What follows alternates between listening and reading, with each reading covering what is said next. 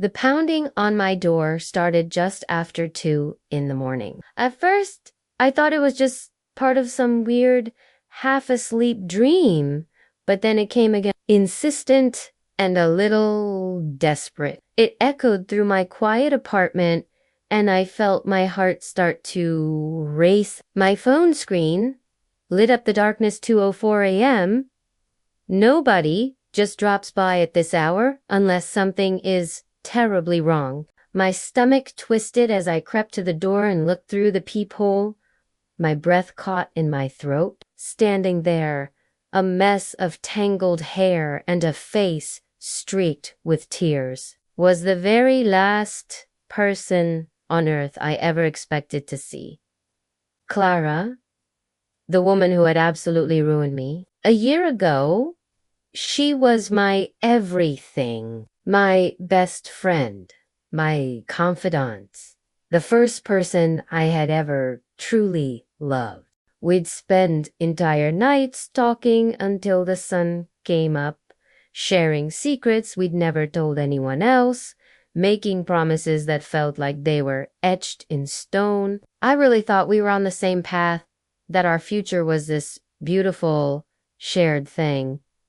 And then, one day, she chose safety over me. She got scared of what people would say, scared of what her family would think. So she denied me, she denied us, and when I needed her the most, she just vanished.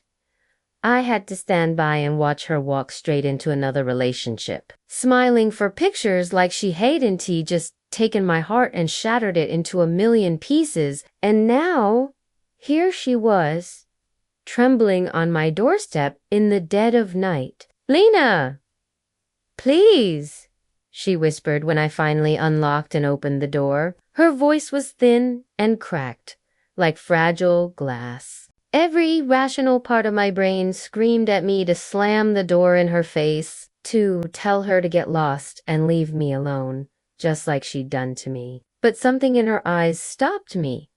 Those same deep brown eyes I used to get lost in. They were filled with so much pain. Against all logic, against all my better judgment, I stepped aside and let her in. She walked past me, clutching her jacket so tightly around herself as if it was the only thing holding her together. The silence in the room was deafening, thick with all the unspoken words and unresolved feelings that had been hanging between us for a year.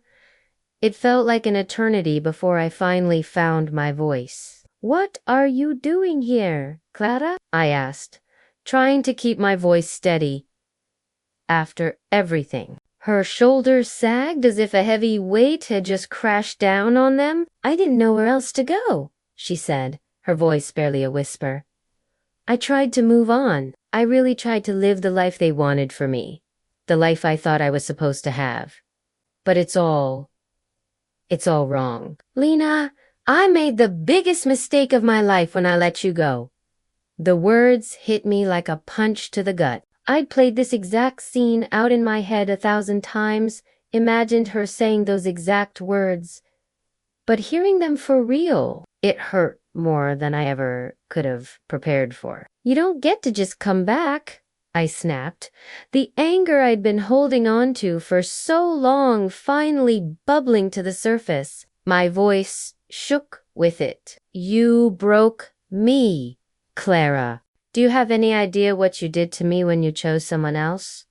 When you just walked away?" Her lower lip trembled, and fresh tears welled up in her eyes.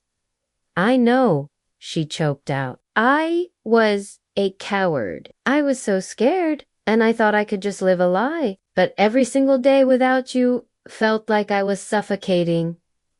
I couldn't breathe.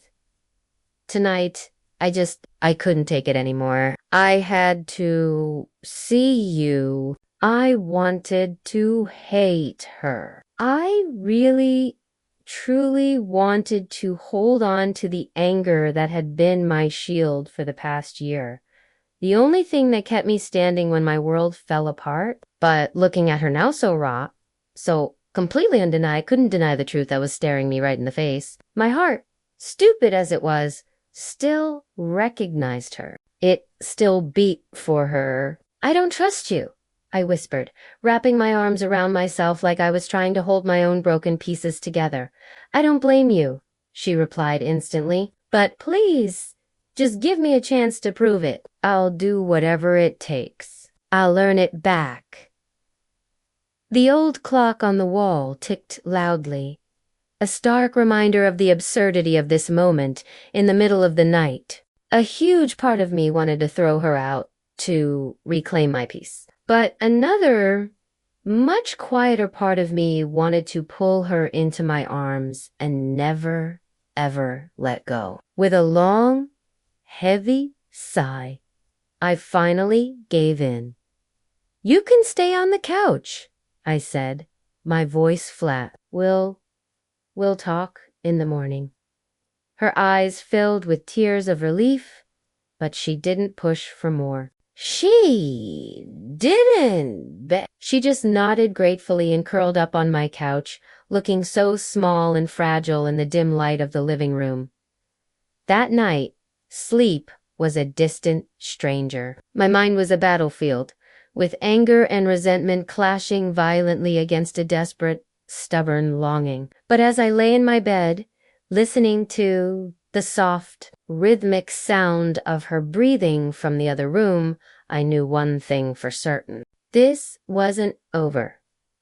Not by a long shot. The next morning, sunlight streamed through the windows, and I found her already awake, just staring out at the city. When she turned to face me, her expression was different. The desperation from the night before was gone, replaced by a quiet, firm determination. Lena, she began softly, I know I ruined everything. I did it once, and I'll spend the rest of my life regretting it. I won't do it again. If you let me, I'll fight for us this time. I'll face everyone, my family, our friends, anyone who has a problem with it. I'll tell the truth, and I will love you the way you always deserve to be loved. Tears stung my eyes, blurring my vision. I didn't answer her right away. Healing doesn't just happen overnight. Trust isn't something you can rebuild in a single conversation. But looking at her, for the first time in a very long time, I saw something I thought I had lost forever. Hope. Maybe real love isn't about being perfect or never making mistakes. Maybe it's about being broken and choosing each other anyway, choosing to pick up the pieces together. And as I stood there, looking at the woman who had both completely shattered my world and somehow still held all the pieces of my heart, I realized I wasn't ready to close this door just yet. Sometimes the story doesn't end where it breaks. Sometimes at 2 a.m, it just begins again. Thank you so much for watching. If this story resonated with you, I'd be so grateful if you'd like this video and subscribe to the channel for more. See you next time.